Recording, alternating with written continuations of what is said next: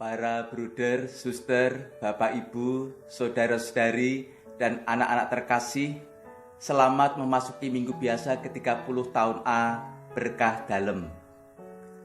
Melalui channel YouTube, kita bisa menemukan tayangan-tayangan lucu, namun sekaligus memprihatinkan tentang seorang pelajar, pemuda, ASN, finalis Putri Indonesia, Ketua DPRD, Gubernur Kepala Daerah, dan politikus yang tidak hafal Pancasila.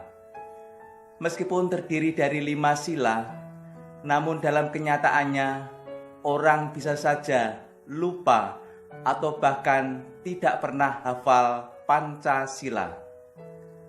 Lalu bagaimana dengan bangsa Yahudi yang memiliki 613 buah perintah Allah dalam hukum Taurat?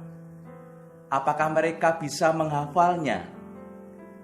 613 buah perintah Allah tersebut terdiri dari 248 perintah positif yang harus dilakukan dan 365 perintah negatif yang dilarang untuk dilakukan. Angka 248 mengikuti jumlah seluruh tulang dan organ tubuh utama dalam manusia. Sedangkan angka 365 mengikuti jumlah hari dalam 1 tahun matahari. Berkaitan dengan hukum Taurat yang memiliki 613 perintah Allah, seorang ahli Taurat mencoba Yesus dengan suatu pertanyaan. Guru, perintah manakah yang terutama dalam hukum Taurat? Konon, menurut rumusan aslinya, pertanyaan yang sebenarnya berbunyi, Guru, perintah macam apa bisa disebut besar di dalam Taurat? Jadi yang ditanyakan bukanlah yang mana, melainkan macamnya atau jenisnya atau kategorinya.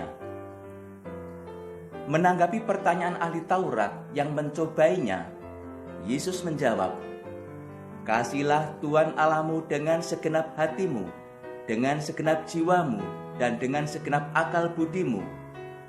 Lihat kitab Ulangan bab 6 ayat 5. Itulah perintah yang terutama dan yang pertama.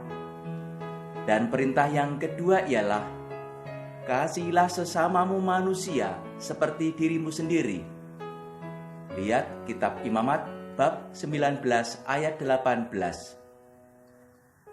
Maksud kalimat kasihlah Tuhan Allahmu dengan segenap hatimu, dengan segenap jiwamu, dan dengan segenap akal budimu adalah mengasihi Allah secara total, tanpa prasyarat. Sedangkan maksud kasihlah sesamamu manusia seperti dirimu sendiri adalah mengasihi sesama kita yang faktanya juga mempunyai pengalaman suka duka seperti diri kita. Pada dasarnya kita pernah mengalami pahit getirnya kehidupan seperti sesama kita. Maka apabila kita dalam situasi lebih beruntung, jangan lupa kepada orang yang sedang dalam kesusahan atau kesulitan. Itu sebabnya dalam versi yang lain, Lukas menjelaskan ajaran mengasihi sesama dengan memberikan perumpamaan orang Samaria yang baik hati. Jadi tafsirnya bukan mengasihi sesama seperti halnya kita mengasihi diri kita sendiri.